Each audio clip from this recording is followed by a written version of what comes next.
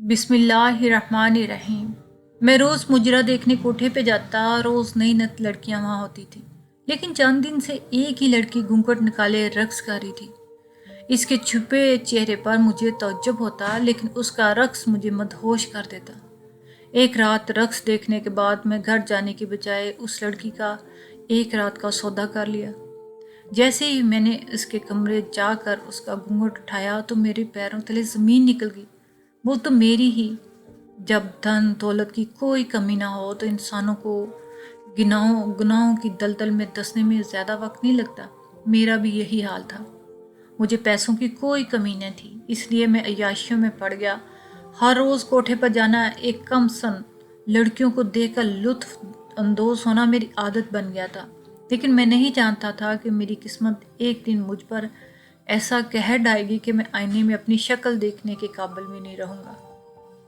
मेरी अपनी इज्जत कोठे की जीनत बन जाएगी। जिस घूंघट वाली पर मैं फिदा हुआ था, उस घूंघट के अंदर से निकलने वाले चेहरे ने मेरी पूरी जिंदगी पलट के रख दी और मुझे मकाफात अमल का मतलब पूरी तरह समझ आ गया था। मैं तो ये बात पूरी तरह भूल गया था कि इंसान जैसा करेगा वैसा भरेगा, लेकिन आज मुझे इस बात पर पूरी तरह यकीन आ गया था। जैसे ही मैंने उस लड़की का घूंघट उठाया तो मेरी रूह लरस कर रह गई। मैं सोच भी नहीं सकता था कि मेरे साथ ऐसा भी होगा। मेरी हर रात ही ढोल की थाप और घुंघरूओं के झनकार में गुजरने लगी। मौसीकी की लहर पर थिरकती हसीनाएं जैसे मुझे हर शब एक नई जिंदगी बख्शती। अब कोठे पर हाजिरी लगाए बिना तो मेरा सांस लेना भी मुहाल था, लेकिन मैं नहीं जानता था कि एक दिन इसी कोठे पर मेरी सांस रुक जाएगी। मुझे हमेशा से कोई रोकने वाला नहीं था, क्योंकि मेरी बीवी मुझसे बहुत ज़्यादा खौफज़दा रहती थी। मेरे माँ बाप दोनों हयात नहीं रहे थे और मेरी एक बहन थी, और वो भी मुझसे बहुत डरती थी, क्योंकि मैं शुरू से ही गुस्से का बहुत तेज़ था। इसलिए जो मेरे दिल में आता वही करता। मैं गमराइयों के रास्ते पर चल निकला और इतना ज़्यादा आगे निकल गया कि जहाँ से पलटना भी मुमकिन नहीं रहा था। और फिर मुझे एक ऐसी ठोकर लगी कि मैं पूरी तरह मुंह के बल ज़मीन पे आ गिरा। मैं ख़ानदानी तौर पे एक रईस ज़्यादा था और मुझे विरासत में ही एक वसीओ अर्ज़ कारोबार, रुपया, पैसा, गाड़ियाँ, सब कुछ मिला था। मैं सारी रात को ऊँटों की महफिल में जागता और पूरा दिन अपने बंगले में सोता रहता। मेरा कारोबार भी इसी वजह से दिन ब दिन ख़राब होता जा रहा था, लेकिन मुझे इस बात की कोई परवाह नहीं थी। शराब और शबाब के नशे में तो जैसे मेरी ज़िंदगी बदल के रख दी थी। मुझे अब अपनी सीधी सादी बीवी एक आंख न बाती। वो सारा सारा दिन बच्चों में मसरूफ़ रहती और रात को थक हार कर सो जाती। ऐसे में कोठे पे रक्स करने वाली कम उम्र लड़कियां मेरे दिल को बहलाने का काम करती रहती। उनके पास से उठती फूलों की महक मुझे पूरी तरह होश से बेगाना कर देती। मुझे यहाँ तक लाने वाला मेरा एक दोस्त था, जो खुद भी बहुत अमीर था, और अक्सर रातों में वो भी मेरे साथ खुद कोठे पर चला जाता। हमारी बीवियों की इतनी हिम्मत नहीं थी कि वो हमारे आगे ज़ुबान भी चला सकती। मेरे दोस्त का मेरे घर भी बहुत ज़्यादा आना जाना था, और यूं हम दोनों एक दूसरे की हर बात से वाकिफ़ थे। पिछले कुछ दिनों से मेरे दोस्त की तबीयत ठीक नहीं थी और मैं अकेला ही महफिलों के मज़े लूट रहा था। मुझे अपने आगे रक्स करती लड़कियों को देखकर एक अजीब सा सरूर महसूस होता। वो मेरी नज़र इनकी एक एक अदा पर होती। मैं हर रोज़ हज़ारों में पैसे इन लड़कियों पर लटा देता, और मुझे इस कोठे की सबसे अच्छी बात ये महसूस होती कि यहाँ पर हर रोज़ ही कोई नई लड़की मौजूद होती और देखने में ज़्यादा लुत्फ़ महसूस करता। हर लड़की एक अलग ही कशिश की होती, जो देखने वालों को अपनी तरफ खींचती। सब एक ही अंदाज में रक्स करती और पैसे वसूल करती। यहाँ हर रात नोटों की बरसात हुआ करती थी, लेकिन पिछले कुछ दिनों से मैं देख रहा था कि एक घूंघट के अंदर लड़की रक्स कर रही है, जबकि मुझे यहाँ आते 6 महीने हो गए थे और मैंने इससे पहले कभी ऐसा नहीं देखा था कि कोई लड़की रोज़ रोज़ रक्स के लिए पेश हो, और यहाँ तो हर रोज़ एक नया चेहरा नज़र आता था। इस लड़की की अदाओं ने मुझे जैसे अपना दीवाना बना लिया। उसका चेहरा देखे बगैर ही मुझे मालूम हो गया कि वो एक नहायत ही हसीन दोशीज़ा थी, और इसे देखने की तमन्ना अब मेरे दिल में उभर रही थी और मेरे जज्बात बेकाबू होते जा रहे थे। एक रात जब वो लड़की रक्स में महव थी, تو میں نے اچانک سے اس کا گھونگھٹ ہٹانے کی کوشش کی، جس پر پاس کھڑے گارڈ نے مجھے فوراً روک دیا اور کہا کہ اس بات کی اجازت نہیں ہے کہ جو لڑکی گھونگھٹ کے اندر رقص کر رہی ہو اس کا گھونگھٹ اٹھایا جائے۔ اس لڑکی کی قیمت بہت زیادہ ہوتی ہے۔ جیسے چکانے کے بعد اس کا چہرہ دیکھا جا سکتا۔ یہ سن کر تو میرے اندر مزید تجسس بڑھ گیا۔ یقیناً اس کا حسن بہت زیادہ ہوگا، جیسے یوں چھپا کے رکھا ہوگا۔ اس رات تو میں نے اس کے رقص پر اتنے پیسے لوٹا دیے کہ میرے پاس باقی ہی کچھ نہ بچا۔ اس لیے میں نے سوچ لیا کہ اگلے دن تو میں ضرور اس لڑکی کی قیمت چکا کر اس کے ساتھ وقت گزاروں گا۔ صبح کی سفیدی پھیلنے سے پہلے میں اپنے بنگلے میں واپس آ گیا۔ میری بیوی بہت گہری نیند سو رہی تھی، لیکن میں لیٹنے کے بعد ہی سارا وقت اس لڑکی کے بارے میں سوچتا رہا۔ اس کا حسن سراپا میری آنکھوں کے آگے گھوم رہا تھا۔ اس کے اجلے جلے ہاتھ پاؤں میری آنکھوں میں سما گئے تھے۔ میں نے ایک نظر بستر پر اپنے برابر سوئی بیوی پر ڈالی، جو اندھیرے میں بھی مجھے صاف دکھائی نہیں دے رہی تھی۔ لیکن اب مجھے اس عورت کے وجود میں کوئی دلچسپی نہیں محسوس ہوتی تھی۔ 3 بچوں کی ماں بننے کے بعد مہک بالکل بے ڈول ہو گئی تھی۔ وہ سارا وقت بچوں کی تربیت اور تعلیم میں لگا دیتی اور اسے اپنا دھیان رکھنے کا وقت بھی نہ ملتا۔ میرا اب گھر میں بالکل بھی دل نہیں لگتا تھا۔ مجھے تو کم عمر دوشیزوں میں دلچسپی ہو چکی تھی، جو اپنے لٹکتے جھٹکوں سے میری پوری جیب خالی کر دیتی ہیں۔ پچھلے کئی دنوں سے میری کمپنی کے مینیجر کا فون آ رہا تھا کہ کمپنی معاملات بالکل ٹھیک نہیں چلے اور نقصان ہونے کا اندیشہ، لیکن مجھے اس بات کی بالکل بھی فکر نہیں تھی، کیونکہ میرے پاس دولت کی کوئی کمی نہیں تھی۔ لیکن میں بھول چکا تھا کہ جس طرح میں اپنی دولت کو لوٹا رہا ہوں، ایسے میں تو قارون کا خزانہ بھی ختم ہو جاتا۔ سارا دن مجھے نیند نہ آئی اور میں بے تابی سے کروٹیں بدلتا رہا۔ مجھے رات ہونے کا انتظار تھا، کیونکہ مجھے اس حسین لڑکی کے ساتھ وقت گزارنا تھا۔ میں اس کے چہرے کو ایک بار دیکھ لینا چاہتا تھا، اس لیے میں سارا دن بے چین رہا۔ میرے لیے تو ایک ایک پل صدیوں کے برابر ہو گیا۔ میری اب گھر پر بھی کوئی توجہ نہیں رہی تھی۔ میرے بچے بھی مجھ سے کافی دور ہو گئے تھے۔ میری بیوی میرے غصے سے ڈرتی تھی، اس لیے وہ بھی میرے سامنے آنے سے کتراتی۔ میری چھوٹی بہن رانی بھی گھر میں ایک کونے میں ہی رہتی اور جتنا وقت میں گھر میں رہتا وہ اپنے کمرے میں پڑھائی میں مصروف رہتی۔ میری دنیا تو الگ ہی قائم ہو چکی تھی، جہاں میں تھا اور میری عیاشیاں تھیں۔ میں نے اپنے گھر والوں کو ہر طرح کی سہولت دے رکھی تھی، لیکن میں انہیں وقت نہیں دے سکتا تھا اور نہ ہی محبت دے سکتا تھا۔ بڑی مشکل سے رات ہوئی اور میں سر سے پاؤں تک خوشبو میں نہا کر گھر سے نکلنے کی تیاری کر رہا تھا کہ جب اچانک بستر پر بیٹھی میری بیوی میری تیاری کو دیکھتے کچھ آپ کہاں جا رہے ہیں؟ اپنی بیوی کی یہ بات سن کر تو میرے تن بدن میں آگ لگی اور میں نے ہاتھ میں پکڑا ہوا برش اس کی طرف کھینچ مارا، جس سے کچھ دیر پہلے میں اپنے بال درست کر رہا تھا۔ میری بیوی کے ماتھے پہ زخم آ گیا اور اس میں خون رسنے لگا۔ وہ درد سے تڑپ رہی تھی، لیکن مجھے اس کی کوئی پرواہ نہیں تھی۔ میں نے گنگناتے ہوئے گاڑی کی چابی اٹھائی اور اپنے بنگلے سے باہر نکل آیا۔ سارا راستہ میں خوشی سے ہوا میں اڑتا رہا کہ آج میں اس دوشیزہ کا دیدار کر ہی لوں گا، جس کی اداؤں نے مجھے اپنا دیوانہ بنا رکھا تھا۔ کوٹھے پر پہنچنے کے بعد میں اپنی مخصوص جگہ پر بیٹھ گیا اور ہمیشہ کی طرح پھر سے تمام لڑکیوں کا رقص شروع ہو گیا۔ مدھم روشنی میں شوخ رنگوں کے کپڑوں میں رقص کرتی لڑکیاں مجھے تتلیوں کی مانند لگتی، جن کے قدم زمین پہ سے زیادہ ہواؤں میں ہوتے۔ موسیقی کی دھن پر ان کا تھرکنا سب دیکھنے والوں کی دھڑکنوں کو تھما دیتا تھا۔ وہاں آنے والے سارے مرد میری طرح دولت مند اور ادڑ تھے، جن کی بیویاں اپنے گھروں کی ذمہ داری میں مصروف ہو چکی تھی۔ میری نظر تو تمام دوشیزاؤں کے بیچ میں اس لڑکی کو ڈھونڈ رہی تھی، جس کا چہرہ مجھے دیکھنا تھا اور جس کا سودا کرنے میں آج یہاں آیا تھا، لیکن آج وہ نظر نہیں آ رہی تھی اور میری بے چینی بڑھتی جا رہی تھی۔ مجھے بیٹھے بیٹھے 1 گھنٹہ گزر گیا اور میں بہت زیادہ بے چین ہو گیا تھا۔ میں نے آج ابھی تک کسی بھی لڑکی کی طرف نہیں دیکھا تھا، مجھے بس اسی کی تمنا تھی۔ اور پھر اچانک سے مجھے اس کا وجود نظر آیا۔ گھونگھٹ ڈالے وہ سیڑھیاں اترتی ہوئی بیچ ہال میں چلی آئی۔ اسے دیکھ کر جیسے میری سانسیں تھمنے لگی۔ میں نے اشارے سے وہاں موجود اس عورت کو بلایا جو ان لڑکیوں کی بیبے تھی۔ وہی اس کا سودا کرتی تھی۔ میں نے اسے بتایا کہ میں گھونگھٹ والی حسینہ کا سودا کرنا چاہتا ہوں، جس پر بیبے نے صاف لفظوں میں کہا کہ اس لڑکی کا سودا ہم نہیں کرتے، یہ صرف رقص کرنے کے لیے پیش ہوتی ہے، اس کی قیمت بہت زیادہ، اور یہ تو اس کوٹھے کی جان بن چکی ہے۔ यहाँ کے آنے والے بہت سے مرد صرف اس کی ایک جھلک دیکھنے کی خاطر ہی اپنے کوٹھے کا رخ کر رہے ہیں۔ میں نے بیبے سے بہت منت سماجت کی کہ میں صرف آدھا گھنٹہ اس لڑکی کے ساتھ گزاروں گا۔ میں نے انہیں ایک بہت بڑی رقم کی آفر کی، جس کے بعد انہوں نے مجھے 20 منٹ کی اجازت دے دی۔ جب اس لڑکے کا رقص ختم ہوا اور سب لوگ چلے گئے تو بیبو نے مجھے اشارہ کر کے اوپر کی منزل کی طرف بلایا۔ یہاں بہت سارے کمرے بنے ہوئے تھے۔ انہوں نے اشارہ کر کے مجھے ایک کمرے کی طرف جانے کے لیے کہا، اور جب میں اس کمرے میں داخل ہوا تو وہی لڑکی گھونگھٹ ڈالے بیڈ پر بیٹھی ہوئی تھی۔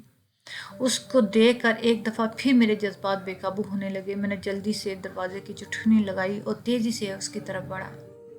جیسے ہی میں نے اس کا گھونگھٹ کی طرف ہاتھ بڑھایا تو اس نے اپنے ملائم ہاتھوں سے میرا ہاتھ پکڑ لیا۔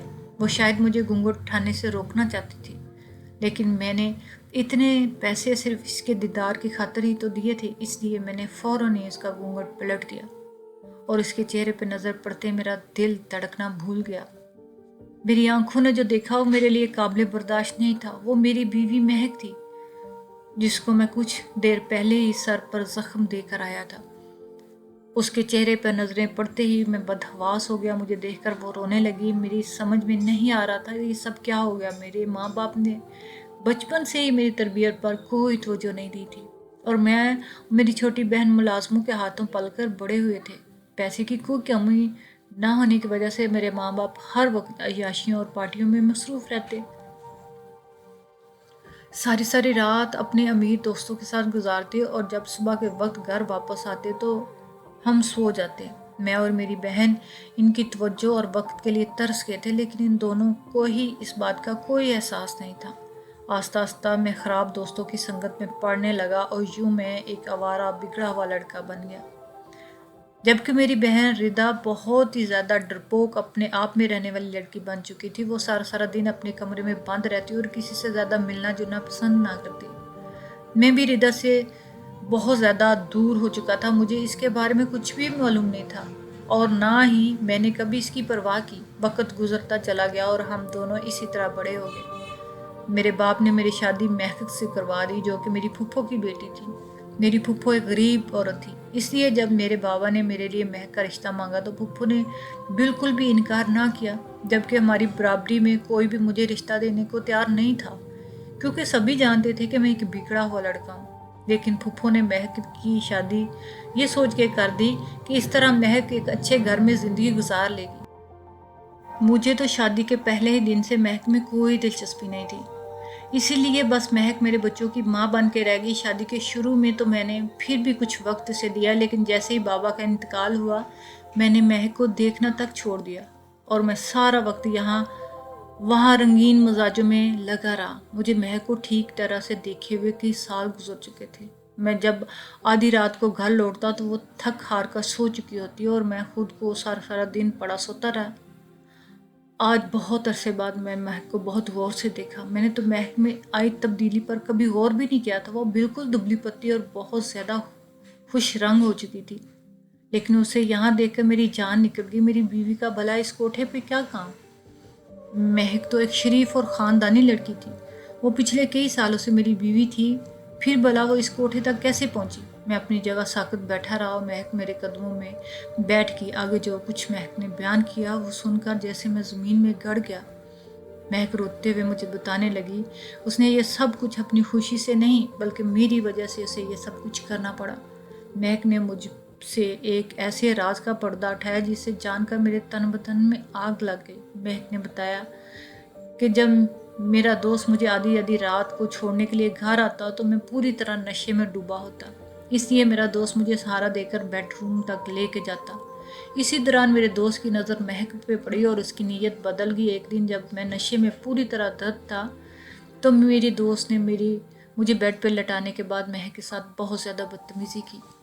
وہ خود کو بھی تھوڑے بہت نشے میں ہی ہوا کرتا تھا اور اس نے مہک کو اپنی ہوس کا نشانہ بنا لیا اور مہک کو اتنا زیادہ ڈرایا کہ وہ مجھے کچھ نہ بتا سکی، کیونکہ میں پہلے ہی مہک کو پسند نہیں کرتا تھا اور مہک میرے غصے سے بہت زیادہ خوفزدہ رہتی تھی۔ اور اس بات کا فائدہ میرے دوست نے پوری طرح اٹھایا۔ وہ ہر رات مہک کو اپنا نشانہ بناتا۔ مہک بہت زیادہ تنگ آ چکی تھی اور وہ اپنی زندگی سے عاجز آ گئی۔ सारा सारा दिन वो घर और बच्चों के पीछे पागल होती, आधी रात तक वो मेरे दोस्त को उसे तशद्दुद का निशाना बनाता। कई दफ़ा महक ने खुदकशी करने का सोचा, खुद इस अजियत से निजात दिलवाने के लिए, लेकिन फिर बच्चों का ख्याल करके रुक जाती। एक दिन मेरे दोस्त ने मुझे कहा कि वो कोठे पर नहीं जाएगा क्योंकि उसकी तबीयत ठीक नहीं, और मैं अकेले ही कोठे पे चला गया। क्योंकि मेरे दोस्त ने मुझे इतना ही कोठे पर जाने का आदी बना दिया था कि मैं अब एक रात बगैर कोठे पे जाए नहीं गुजार सकता था। जैसे ही मेरे दोस्त को पता चला कि मैं कोठे पे चला गया हूँ तो पीछे से मेरे घर चला आया और दोबारा से महक को परेशान करने लगा। जब महक ने उसे धमकी दी और वो सब कुछ सच सच मुझे बता देगी, तो ये सुनकर मेरा दोस्त इसकी सादगी पे हंस पड़ा। और मेरे दोस्त ने उसे बताया कि मैं खुद सारी रात दूसरी औरतों के पीछे पागल बना रहता हूँ। महक को इस बात का पहले से अंदाज़ा था, लेकिन वो ये नहीं जानती थी कि मैं हर रात कोठे पे जाता हूँ। मेरा दोस्त महक को मेरी हकीकत दिखाने के लिए कोठे तक ले आया। मुझे शराब के नशे में लड़कियों के दरमियान देखकर महक पूरी तरह गुस्से में आ गई और उसने फैसला किया कि वो भी इन्हीं लड़कियों का हिस्सा बन जाएगी मेरी तवज्जो पाने के लिए। मेरे दोस्त ने महक से कहा कि वो इसे रोज़ रात यहाँ लाएगा, लेकिन इससे पहले वो महक से अपना हिस्सा वसूल करेगा। महक के पास तो पहले ही बचाने के लिए कुछ नहीं था, इसलिए उसने अपना आप दाव पे लगा दिया। वो बस अब मेरी तवज्जो चाहती थी। उसने बेबे से मेरी दोस्त की मदद से बात कर ली और इन्हें सब कुछ बता दिया। बेबे ने उससे ठीक ठाक पैसा लिया और उसे घूंघट में रक्स करने की इजाज़त दे दी। उसने मुझे जानबूझकर अपनी मतवज्जो किया और वो कुछ ही दिनों में इस बात में कामयाब होगी। महक ने खुद को वक्त दिया और वो दोबारा पहले जैसी नरम व नाजुक और दुबली पतली हो गई। जब वो घूंघट के बीच में रक्स करती तो उसकी यही कोशिश होती वो किसी तरह मेरी तवज्जो हासिल कर, लेकिन वो ये नहीं जानती थी कि मैं इसके साथ वक्त गुजारने के लिए इतनी बड़ी रकम अदा कर सकता हूँ। महक रोते हुए मुझे कह रही थी कि मैं इसकी बर्बादी का ज़िम्मेदार हूँ। अगर मैं नशे की हालत में अपने दोस्त को रोज़ रोज़ घर ना लाता तो मेरा दोस्त इसे यूं पमाल ना करता। मेरे दोस्त ने किस तरह मेरे नशे का फ़ायदा उठाकर मेरी पीठ पर छुरा घोंपा। मैं अपनी नज़रों में गिर गया। उसने महक पर जो जुल्म उठाया उसमें कहीं ना कहीं मेरा हिस्सा शामिल था, और महक बेकसूर होते हुए न जाने कितने दिनों से ये सज़ा भुगत रही थी। मैंने महक को कंधों से पकड़कर उठाया। उसके माथे पे अभी भी मेरा दिया ज़ख्म मौजूद था, जिसे देखकर मैं शर्मिंदा हो गया।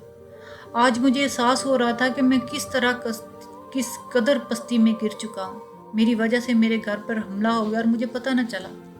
मैं महक को अच्छी तरह चादर में उड़ा कर घर वापस आया। मैं अपनी हर गलती के लिए महक से माफ़ी मांग ली थी, लेकिन मैं उसे इस इज़्ज़त को दोबारा लौटा नहीं सकता था, लेकिन उसे अपनी तरफ से पूरी इज़्ज़त दे सकता था। अभी मुझे अपने दोस्त से हिसाब की बराबर करना था। जब हम घर लौटे हमारे बच्चे सो रहे थे। मुझे अपनी बेटी की शक्ल देखकर आज एहसास हो रहा था कि मैं जिस दलदल में धंस गया था, अगर इससे वापसी बाहर ना निकलता तो महक की तरह मेरी बेटी की ज़िंदगी भी बर्बाद हो सकती थी। कल को कोई शख्स मेरे नशे का फ़ायदा उठाकर मेरी बेटी, मेरी बहन पे हमला कर सकता था। मैंने हमेशा के लिए अपने रब से तौबा कर लिया। मैं गुमराहियों का रास्ता छोड़ के नेकी की रास्ते की तरफ आना चाहता था। महक ने भी मुझे माफ़ कर दिया। ज़िंदगी को दोबारा से पहले जैसा होने में बहुत वक्त लगा, लेकिन मुझे यकीन था कि एक ना एक दिन हम इस बुरे वक्त और बुरी यादों से बाहर निकल आएंगे। मैं दोबारा अपने कारोबार को तवज्जो देने लगा।